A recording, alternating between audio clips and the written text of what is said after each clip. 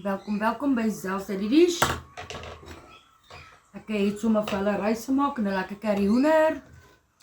Mama eet slaai met 'n lekker curry hoender. And that's what we're having on a Saturday. Let me show you. En Sissy wants none of the above, sy soek noodles.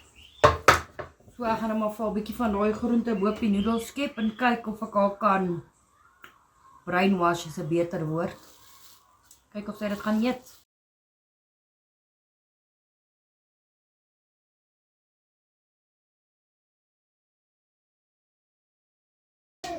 And this is how she's looking. Ek gaan nou myne opskep.